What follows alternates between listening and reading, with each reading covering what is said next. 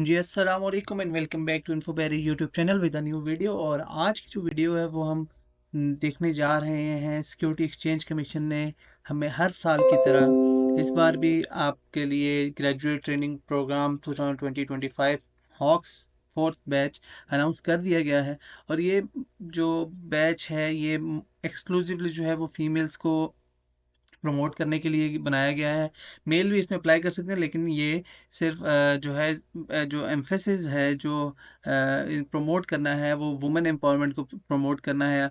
तो आज हम देखेंगे कि क्या क्या इसमें कौन कौन एलिजिबल है और कैसे हम इसमें अप्लाई कर सकते हैं। इसकी जो लास्ट डेट है वो है 15 डेज ऑफ पब्लिकेशन।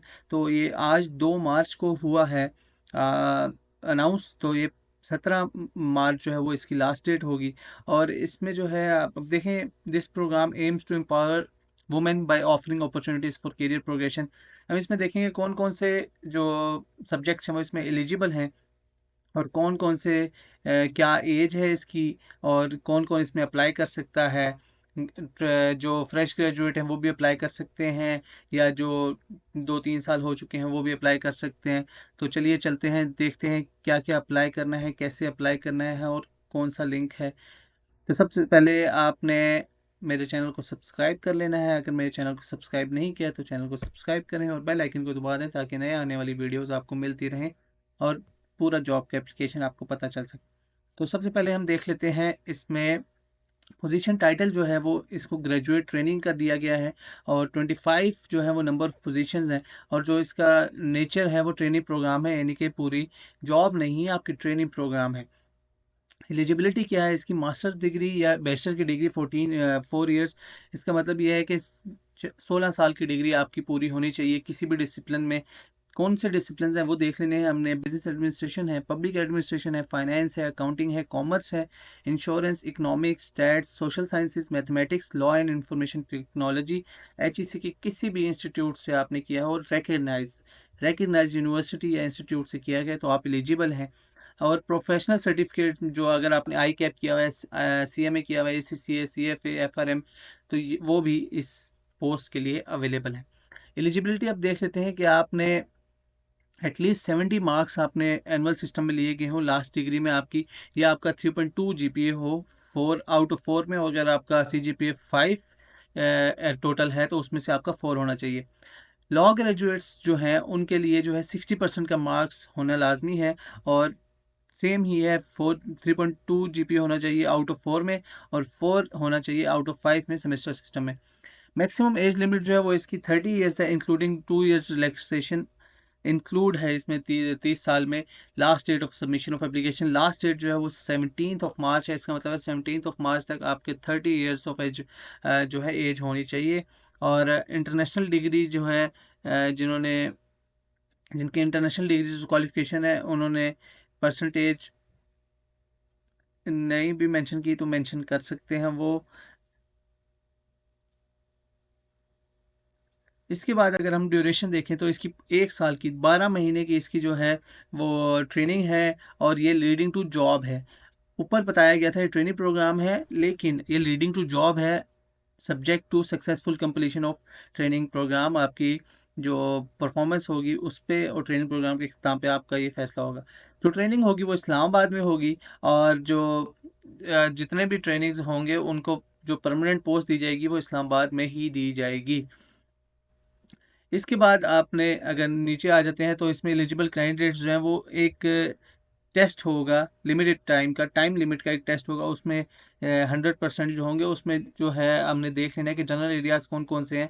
जो टेस्ट होगा वो एनालिटिकल रीजनिंग 30% की होगा, लीडरशिप कम्पिटेंसीज बिहेवियरल स्ट्रेंथ जो है वो 20%, जनरल नॉलेज है 10%, वर्बल रीजनिंग जो है वो 10% है, और सब्जेक्ट रिलेटेड जैसे आपका बिजनेस है तो बिजनेस रिलेटेड, आपका लॉ है तो लॉ से रिलेटेड, आईटी है तो आईटी से रिलेटेड आपका 30% होगा। अब आगे भी इसको 30% को भी जो सब्जेक्ट रिलेटेड है उसको ब्रेक डाउन किया गया है। लॉ में कंपनी लॉ है, कॉन्स्टिट्यूशन लॉ है, क्रिमिनल लॉ है और सिविल लॉ है। आईटी में वेब डेवलपमेंट है, प्रोग्रामिंग स्किल्स हैं, डेटाबेस है, ऑपरेटिंग सिस्टम है, नेटवर्क्स है, एनालिसिस एंड डिज़ाइन है। बिजनेस एंड अदर्स में आ जाएँ तो जनरल मैनेजमेंट है, बिजनेस लॉ है, इकोनॉमिक्स है, फाइनेंस है और अकाउंटिंग है। टेस्ट सेंटर जो है, आपकी ट्रेनिंग जो है वो इस्लामाबाद में होनी है, लेकिन टेस्ट सेंटर जो है वो आपके इस्लामाबाद, लाहौर, कराची, पेशावर, कोयटा, गिलगित और मुजफ्फराबाद में, ये टोटल 7 जो है वो टेस्ट सेंटर होंगे, और मिनिमम एप्लीकेशन, अगर मिनिमम नंबर ऑफ़ एप्लीकेशन उस जगह पे पूरे हुए तो वो सेंटर बनेगा, अदरवाइज़ कोई भी बड़ा शहर जो है उसको सेंटर बना दिया जाएगा। एप्लीकेशन जो सबमिट करवानी है वो आपने 2 तरह के हैं, अगर आप कैरियर पे जाएँगे तो वो भी आपको रिडायरेक्ट कर देगा। एनटीएस के थ्रू आपने जो है वो एप्लीकेशन करनी है सबमिट। ये बारकोड भी है, यहाँ से भी स्कैन कर सकते हैं, नहीं तो मैं नीचे लिंक भी दे दूँगा, वहाँ से भी कर सकते हैं। अगर आपको कोई और इन्फॉर्मेशन चाहिए एसएससीपी के थ्रू तो वो एनटीएस की वेबसाइट पे भी जा सकते हैं। अगर आपको एप्लीकेशन में कोई मसला आ रहा है तो आप मेरे से भी कॉन्टैक्ट कर सकते हैं। आप कैसे अप्लाई करना है वो भी हम आगे जाके देखते हैं, लेकिन सबसे पहले उसकी मेन चीज़ ये है कि इसमें कोई एप्लीकेशन फ़ी जो है वो नहीं है। ये बिल्कुल फ्री ऑफ कॉस्ट प्रोग्राम है। ये आपने देखना है, अगर आपको कोई बंदा पैसे मांगता है इसमें अप्लाई करने के तो उसको मत दीजिएगा। और एप्लीकेशन जो है, अब हार्ड कॉपी जो है वो भी आपने भेजनी है। हार्ड कॉपी आपने कब भेजनी है, आपने अप्लाई कर लेना है सबसे पहले। अप्लाई करने के बाद हार्ड कॉपी जो है एप्लीकेशन जो है वो आपने डाउनलोड करनी है। इसके बाद एजुकेशनल डॉक्यूमेंट्स, एक अपना रेज्यूमे, सीएनआईसी, डोमिसाइल की सर्टिफिकेट, डोमिसाइल आपका जो होगा, और अगर आपका डिसेबिलिटी सर्टिफिकेट है, अगर आप डिसेबल हैं तो वो आपने इसमें अटैच करना है। ये चीज़ें दोबारा एक दफ़ा देख लें, एजुकेशन डॉक्यूमेंट सारे, ट्रांसक्रिप्ट भी, एक रेज्यूमे, सीएनआईसी, डोमिसाइल और डिसेबिलिटी सर्टिफिकेट अगर आपका है, ये आपने भेज देना है एनटीएस के हेडक्वार्टर्स। और ऊपर मेंशन करना है SCCP project plot number this and this, और आपने ये सारा कर देना है। इसके बाद अगर आपके एप्लीकेशन फॉर्म पूरे नहीं होंगे तो आप एलिजिबल नहीं होंगे, आपका जो एप्लीकेशन है वो एंटरटेन नहीं की जाएगी। और सिलेक्शन प्रोसेस जो है वो ये अब दोबारा देख लें, रिटन टेस्ट होगा, ठीक है, एलिजिबिलिटी क्राइटेरिया और इंटरव्यू प्रोसेस सारा होगा, और इसके बाद आपका मेडिकल एग्जामिनेशन होगा। अगर आपकी ज्वाइनिंग हो जाती है, ग्रेजुएट ट्रेनिंग जो सक्सेसफुल होंगे उन्होंने 10 लाख का यानी कि 1 मिलियन का श्योरिटी बॉन्ड देना है, 1 मिलियन का, in favour of security exchange of commission, कि वो ट्रेनिंग को क्विट नहीं करेंगे, क्योंकि इतने प्रोसेस के बाद आपको सिलेक्ट किया जाएगा टोटल 25 पोजीशंस को, तो आपने एक श्योरिटी बॉन्ड लाजमी देना है। और इसमें और क्या है कि आप क्विट नहीं करेंगे, और अगर आपकी ट्रेनिंग कंप्लीट हो जाती है और रेगुलर कंफर्म हो जाते हैं तो आपको 24 महीने तक जो है वो कम से कम 2 साल के लिए आपको जो है वो सर्व करना होगा सिक्योरिटी एक्सचेंज ऑफ कमीशन को। और ट्रेनिंग प्रोग्राम के बाद अगर रिटन टेस्ट होगा आपके चेक करने के लिए, और जिन्होंने 70% मार्क्स लेंगे वही आपको रेगुलर जॉब के लिए, जो मैनेजमेंट एग्जेक्टिव होगा, मैनेजमेंट एग्जेक्टिव की जॉब है उसके लिए एलिजिबल होगा, उसको ऑफ़र की जाएगी। अगर ट्रेनिंग के दौरान कोई मसला हुआ, कोई भी सिलेक्शन प्रोसेस के दौरान अगर ये हुआ कि आप एलिजिबिलिटी क्राइटेरिया पे पूरे नहीं उतर रहे, तो आपको वहाँ पे कैंसिल कर दिया जाएगा इमीडिएटली।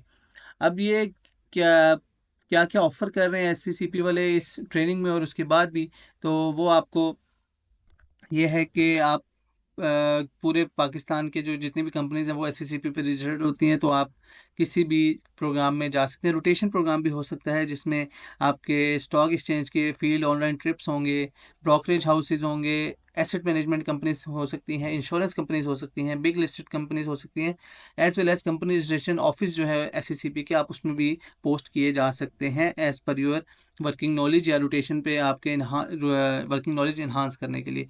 इसके बाद जो है आपकी ट्रेनिंग पीरियड के दौरान सबसे मेन चीज़, आपको क्या कंपनसेशन दी जाएगी, 1,10,000, 110,000 पर मंथ आपको दिया जाएगा, प्लस आपको मेडिकल फैसिलिटी जाएगी, और प्लस आपको वन टाइम रिलोकेशन ग्रांट भी दी जाएगी। अगर इस्लामाबाद और रावलपिंडी से आप नहीं हैं, आप किसी और सिटी से हैं, और आपको यहाँ पे एक एक दफ़ा जो है वन टाइम रिलोकेशन ग्रांट भी दी जाएगी। तो ये सारी चीज़ें थी इस ट्रेनिंग के हवाले से। अब हम देख लेते हैं कैसे अप्लाई करना है। तो अप्लाई करने के लिए आपने आ जाना है एनटीएस की वेबसाइट पे, मैं लिंक डिस्क्रिप्शन में दे दूंगा, और यहाँ पे आपने अपने जो है एक दफ़ा पूरा प्रोसेस कर लेना है।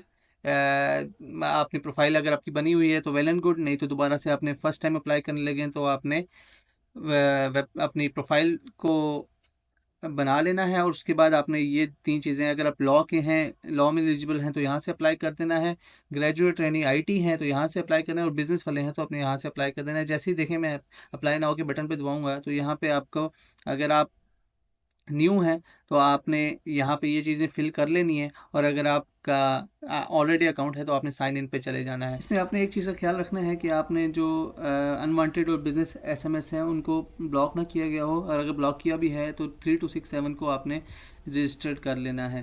अगर अनब्लॉक करना है तो अनरजिस्टर्ड कर दीजिएगा, ताकि आपको एनटीएस की तरफ से मिलते रहें जो भी आपको मैसेज वगैरह आएँ। आपने अप्लाई करने के बाद एनटीएस को विज़िट भी करते रहना है, ताकि जो भी न्यूज़ इस बारे में है, एसईसीबी की वेबसाइट को भी विज़िट कर सकते हैं आप, और ये सारी चीज़ें आपने देख लेनी है ताकि एप्लीकेशन का स्टेटस आपको पता चलता रहे।